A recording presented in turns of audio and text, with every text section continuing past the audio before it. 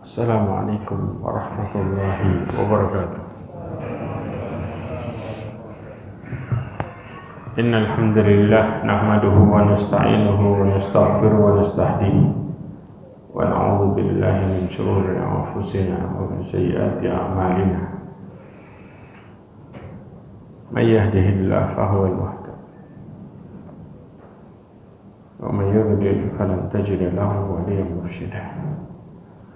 Asyhadu an la ilaha illallah wahdahu la syarika lah wa asyhadu anna Muhammadan abduhu wa rasuluh. Qala Allah Ta'ala fi kitabihil karim, a'udzu billahi minasyaitonir rajim. Ya ayyuhalladzina amanu ittaqullaha haqqa tuqatih wa la tamutunna illa wa antum muslimun. Amma ba'd. Ma'asyiral mu'minin rahimani wa rahimakumullah. Hari ini kita akan melanjutkan bahasan kita yang ketiga tentang masalah futur, masalah zuhud, yaitu kata Ibnu Rajab al-Hambali, ayastawiya indal abdi hamuduhu wa dammuhu fil haqq. Disebutkan sama bagi seorang hamba apakah orang lain memuji dia atau mencela dia. Karena pada dasarnya orang yang berada di jalan Allah Subhanahu wa taala dengan niat yang benar, maka dia nggak akan pernah takut cacian manusia. Sebagaimana Allah mengatakan dalam surat Al-Maidah ayat 54, Allah mengatakan yujahiduna fi sabilillahi wa la yakhafuna laumata laim. Kata Allah Subhanahu wa taala, mereka berjihad jalan Allah dan tidak takut celaan orang yang mencela. Hidup kita ini sering nggak stabil karena selalu memikirkan apa kata orang. Orang itu akan benar-benar capek hidupnya ketika mereka bingung kata orang lain. Bahkan Imam Hasan al-Basri pernah mengatakan, engkau senantiasa mulia di mata manusia, atau manusia senantiasa memuliakanmu kalau engkau tidak mengambil apa yang ada di tangan orang.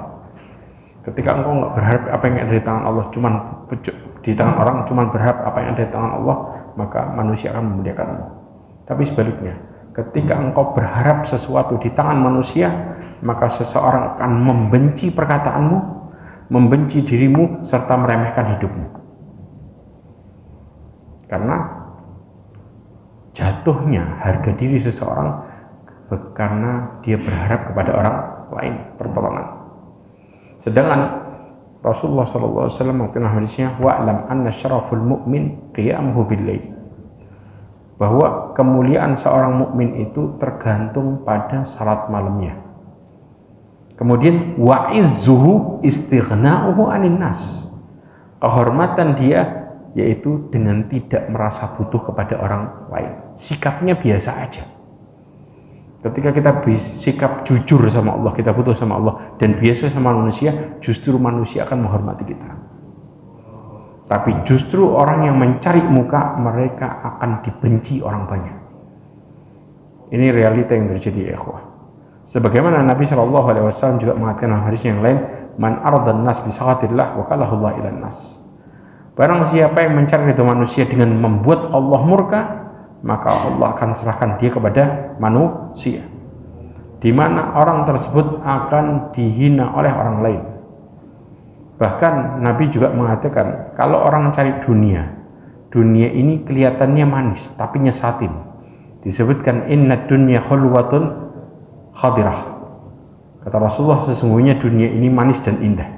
Wa innallaha mustakhlifukum fiha fayanzuru kaifa ta'malun. Kata Rasulullah, sesungguhnya Allah menguasakan kalian untuk mengelola apa yang ada di dalamnya, maka dia melihat bagaimana kalian berbuat.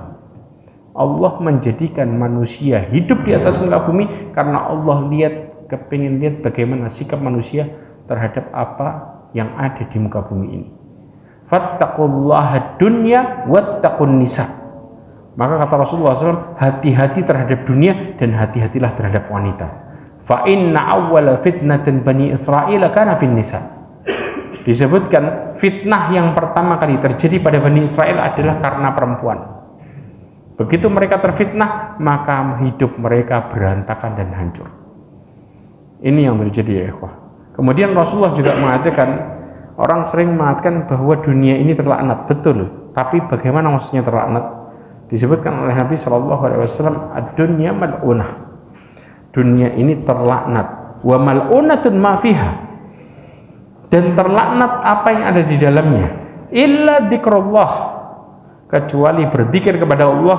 Wa ma walahu au aliman au muta'alliman, kecuali orang-orang yang tidak terlaknat adalah yang mengingat Allah.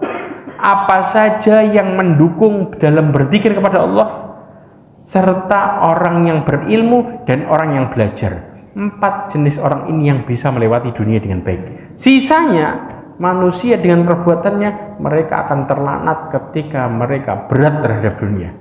Disebutkan, apa maksudnya hadis ini?